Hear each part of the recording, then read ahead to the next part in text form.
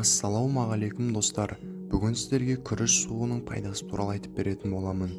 Сондықтан видеоны аяғына дейін көріп, лайк басып каналға тіркеліп кетіңіздер. Күріштің пайдалылығын бәріміз білеміз. Бұл 1000 жылдық тарихы бар және Азия елдерінде мәсіхтен бұрын да өсірілген мәдениет. Қазіргі уақытта күріш ботқа сияқты дәстүрлі медицинаны, диетаны және денсаулықты сақтауды қалайтындар арасында танымал. Бұл видеода біз күрішті баяу отта қайнатудың артықшылықтары мен кемшіліктерін қарастыратын боламыз. Күріш суының тиімділігі. Күріш суы мен ботқа керемет қасиеттерге ие, бірақ бұл сұйықтың дәмі түсініксіз және жағымсыз болуы мүмкін. Мысалы, қытайлықтар күн сайын таңертең бір стақан күріш суын ішеді. Күріш суы бұл сіздің деніңіздің тазалығын сақтайтын денсаулыққа қажет сусын. Күріш суында көптеген пайдалы ингредиенттер бар. Минералды күріш суында селен көп болады. В, Е және С дәрумендер болады. Асқазанның шырышты қабығын жабатын және емдейтін тін. Күріш суы да келесі әсерлерге ие. Денедегі энергияны босатыңыз. Тері мен шашты сергітеді. Метаболизмді ынталандырады. Денені зиянды заттардан тазартады. Сусызданумен күреседі. Медицина ғылымдары бұл күріш суының қасиеттерін бұрыннан мойындап тыңдаған.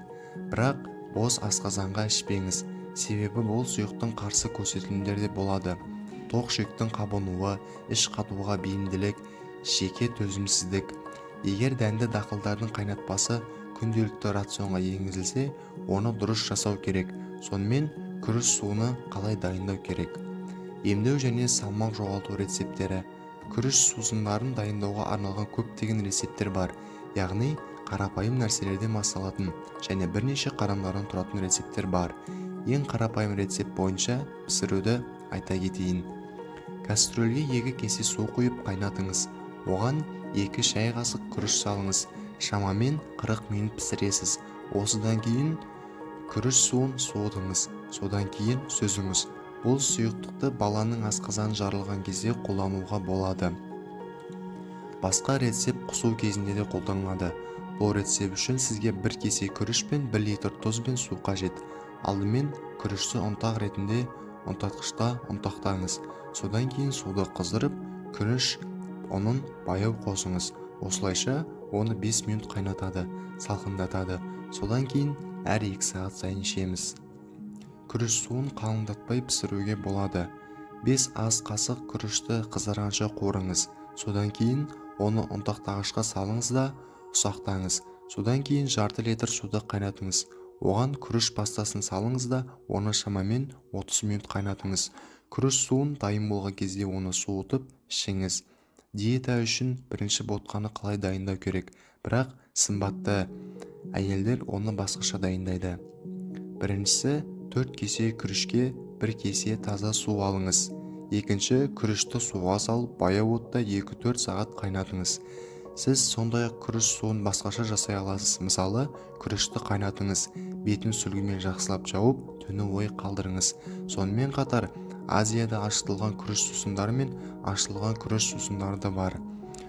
Күріш суы кәдімгі сорпа сияқты дайындалады, бірақ пісіру кезінде көп мөлшерде су құю керек. Күріш қайнаған кезде оны тартқышпен сүзу керек. Күріш суы қажет, сондықтан оны күріш суын пайдаланып дайындаған дұрыс. Содан кейін суды ашыту үшін 24 сағатқа қалдырамыз. Осыдан кейін қайтадан қайнатыңыз және ашуды тоқтатыңыз. Сусын салқындағаннан кейін оны аздап тұтынуды жалғастыра аласыз. Бұл судың жасартатын әсері бар, өйткені оның құрамында Е дәрумені көп. Күріш суын қалай қолдануға болады?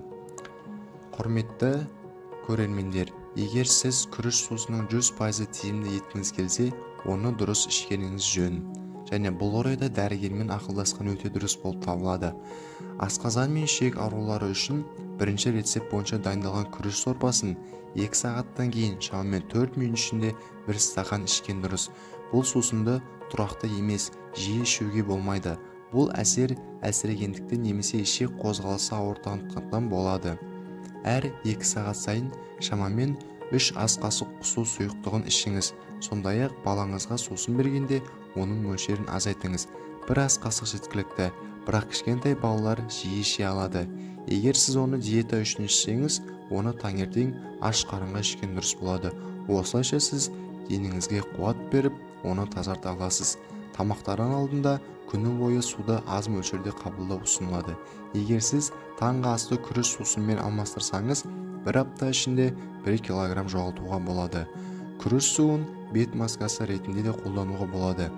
Әдісі: күріш шырыны теріге жағып 15-20 минутқа қалдырамыз. Содан кейін таза сумен шайыңыз. Сондай-ақ шашты күріш шырынымен жууға болады. Егер сіз мұны жасасаңыз, шашыңыз үлпілдек және жылтыр болады. Осылайша күріш суыны маңызды сусын болып табылады.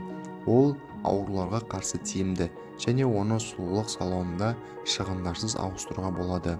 Және де тағы айта кететін жайт, құрметті достар, бұл айтылған ақпараттардың барлығын дәрігердің қатаң кеңесуімен кеңескендеріңізді сұраймыз. Видео ұнаса, лайк басып, каналға тіркеліп, комментарий қалдырып кетеміз.